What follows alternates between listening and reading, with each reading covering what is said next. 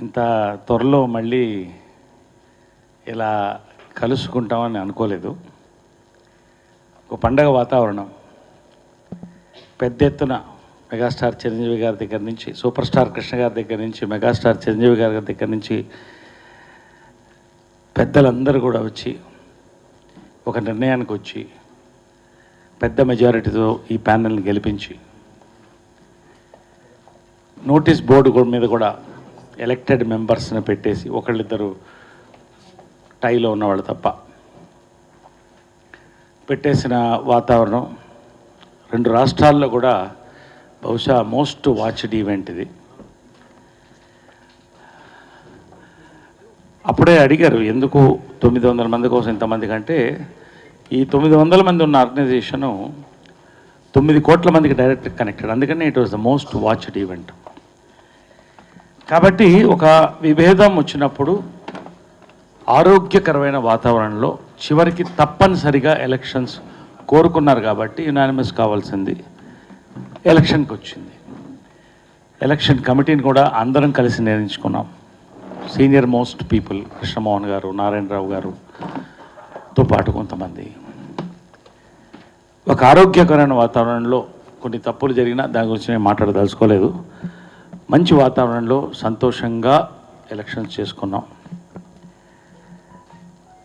నేను మళ్ళీ మాట్లాడతాను, ఎందుకంటే ఎలక్షన్ కమిషన్ ఆయన ఎలక్షన్ ఆఫీసర్ మాట్లాడిన తర్వాత నేను మాట్లాడతాను. ఇవాళ డైరెక్ట్ విషయం ఏంటంటే, ఒక మంచి ముహూర్తం చూసాం. మేము ముహూర్తం జనరల్గా మనం భారతదేశంలో నమ్ముతాం కాబట్టి ముహూర్తం చూసాం. ముహూర్తం చూసి 22 బాగుంది ముహూర్తం. అమ్మవారు ఫ్రైడే, ఇట్లాగా కొన్ని సెంటిమెంట్స్ ఉన్నాయి. శ్రీచక్రం వేసుకుంటాను నేను కూడా. పెద్దలందరితో మాట్లాడాం, సూపర్ స్టార్ కృష్ణ గారితో మాట్లాడాం, బ్లెస్సింగ్స్ తీసుకున్నాం.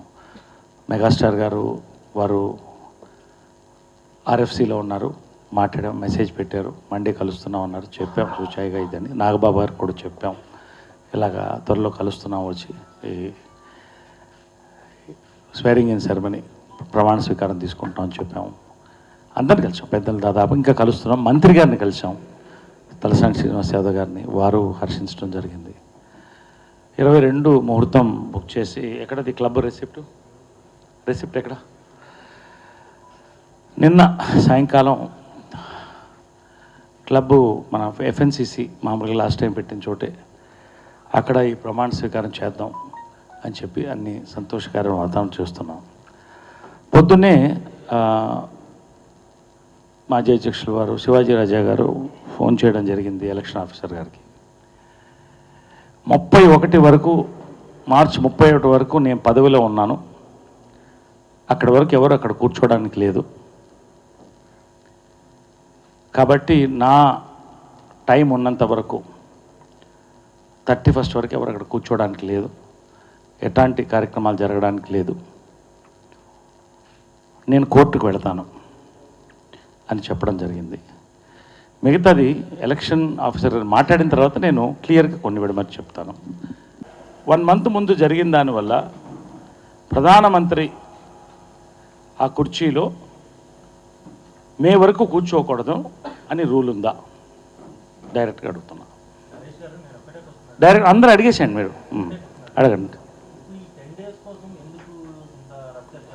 చెప్తానండి.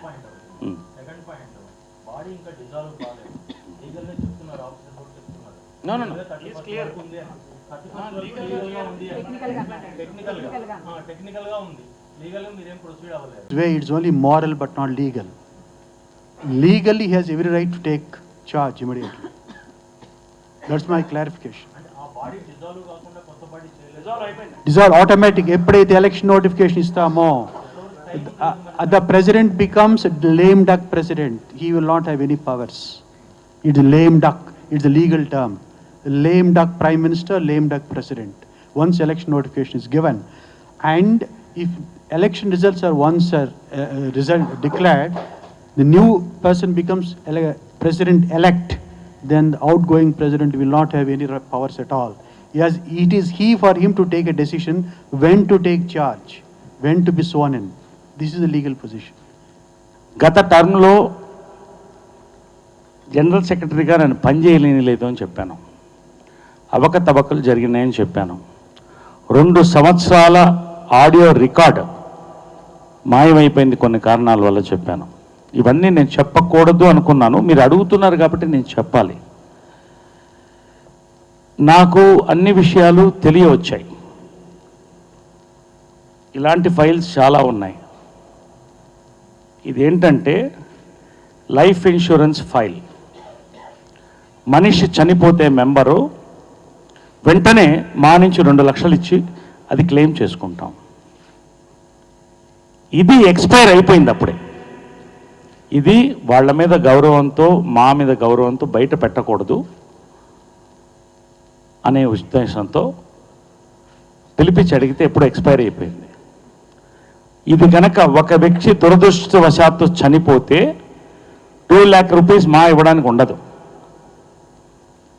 మోస్ట్ క్రూషియల్, ప్రతి మెంబర్కి కూడా ప్రాణాంతకం ఏమైనా పరిస్థితి వస్తే ఇది ఎక్స్పైర్ అయిపోయింది. నేను ఆఫీస్లో సురేష్ని అడిగితే అందరి ముందు చెప్పాడు, 2 లక్షలది 3 లక్షలు చేయబోతున్నాం కాబట్టి నేను వచ్చిన తర్వాత చేద్దామన్నారు. ఇది కరెక్టా? మనుషుల ప్రాణాలతో ఆడడం కరెక్టా? డైరెక్ట్ ఫైల్ పెట్టి చూసుకోండి, ఫైల్ చూసుకోండి. ఇలాంటివి చాలా ఉన్నాయి.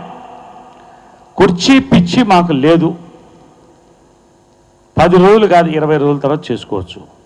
లీగల్గా మాకు కెపాసిటీ ఉంది, వీ కెన్ డూ ఇట్. రెండోది, ఒక శుభకార్యం. సాధారణంగా ఒక ప్రెసిడెంట్ ఓడిపోయినప్పుడు, మురళీమోహన్ గారు ఇంతకుముందు ఓడిపోయారు, గౌరవంగా వచ్చి షేక్ హ్యాండ్ ఇచ్చి విష్ చేసి మేము మీతో ఉంటాం అని చెప్పి చార్జ్ నెక్స్ట్ కమిటీ నిర్ణయించిన రోజున, ఇంతకుముందు కూడా అలాగే జరిగింది, చార్జ్ ఇచ్చేసి వెళ్ళిపోతాం. ఇది గౌరవం. నిన్న నేను పేర్లు చెప్పను కానీ చెక్కులు సైన్ చేయాలి, పెండింగ్ ఉన్నాయంటే మేము పెట్టమని కూడా చెప్పారు. ఇవన్నీ మేము మాట్లాడాల్సి వస్తూ ఉంది. మేము మాట్లాడకూడదు అనుకున్నాం, ఈ ఫైల్ విషయం బయట పెట్టకూడదు అనుకున్నాం. ఇంటి గుట్టు కోసం మేము రిస్క్ చేసి, ఇలాంటివి చాలా ఉన్నాయి. నేను చెప్పలేను, చెప్పకూడదు. కానీ ఒక శుభకార్యం జరుగుతున్నప్పుడు, మాకు ఆ రైట్ ఉన్నప్పుడు ఎందుకు ఆపడానికి ప్రయత్నిస్తున్నారు? ఒక మంచి ముహూర్తం చూసాం. పోనీ ఒక 2-3 days బ్యాక్ చెప్పండి, లేదా ముందే చెప్పండి, 31st వరకు నేను కూర్చోవాలి ఆ కుర్చీలో అని. కూర్చోండి సంతోషంగా. మేము రాము, 1వ తారీఖే వస్తాం. ఒక క్లబ్బు మొత్తం 500 మంది సభ్యుల్ని భోజనానికి పిలిచి పెద్దలందరితో దీవెనలు తీసుకొని, మంత్రి గారితో దీవెనలు తీసుకొని, ఒక మంచి కార్యక్రమం. ఏముంటుంది ఇది? పదవి స్వీకారం అంటే నేను తీసుకుని వెంటనే కిరీటం పెట్టుకుని ఆడ కూర్చొని ఆ కుర్చీకి ఏలాడిపోను కదా. పనులు ఉన్నాయి, చేయాల్సిన పనులు చాలా ఉన్నాయి మాకు. ఇవన్నీ ఆగిపోయి ఉన్నాయి. ఇవి మేము చెప్పలేదు ఇంతకుముందు కూడా. ఇంకా కొన్ని ఉన్నాయి, అవన్నీ నేను తీయట్లేదు. ఇప్పటికి కూడా చెప్తున్నాను, నేను తీయను, మా ఇంటి గుట్టు కోసం తీయను. కానీ ఎందుకు ఇట్లా హింస పెడుతున్నారు?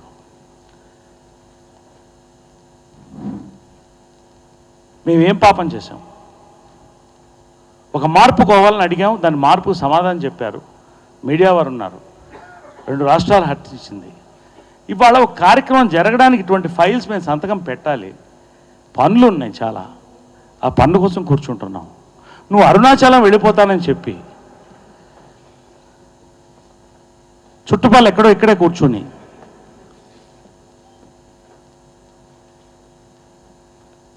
దీన్ని ఎట్టి పరిస్థితులను డిస్క్వాలిఫై చేయాలి 10 రోజుల్లో అనే ఒక ప్రయత్నం జరుగుతుంది. కొంతమంది మెంబర్స్ని ఇంతకుముందే మా దగ్గర ఎత్తుకెళ్ళిపోవడం జరిగింది ఎలక్షన్ ముందు. అవన్నీ మేము మాట్లాడదలుచుకోలేదు.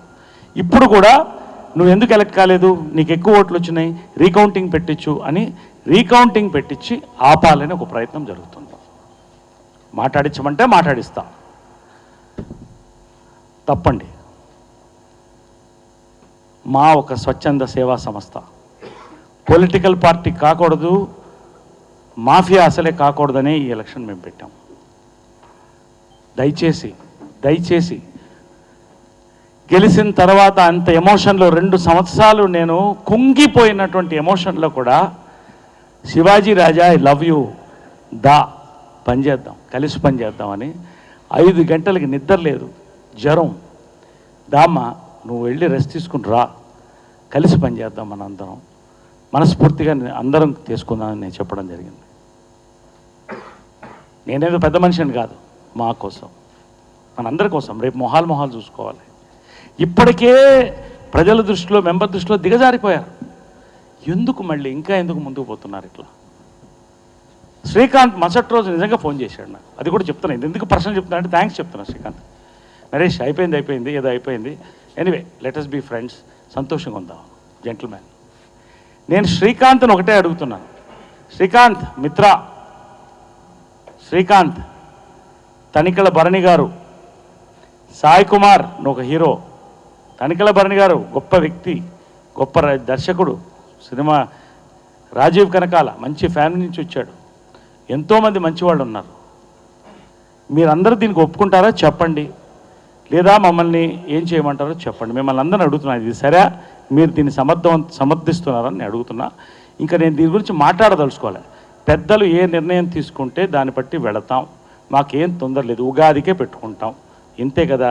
ఈ లోపల జరిగే కుట్రలు ఏమన్నా జరిగితే మేము బాధ్యులం కాము. ఆ రోజు రాత్రి ఇక్కడ ఎన్నికల్లో ఎలక్షన్ ఆఫీసర్స్ పడిపోతుంటే రాత్రి 1 గంటకి పర్వాలేదు లాక్ చేసేసి సీల్ చేసేసి పొద్దున కౌంట్ చేద్దామంటే ఇక్కడ తప్పులు జరుగుతాయి. ఇప్పుడు జరగాల్సిందంటే 4 గంటలు అందరం శివాజీ రాజా కోసం మేల్కొన్నాం.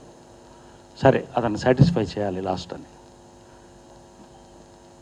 ఇటువంటి ఒక చరిత్ర మాకు అవసరమా? ఫుల్ స్టాప్ పెడదాం. Thank you.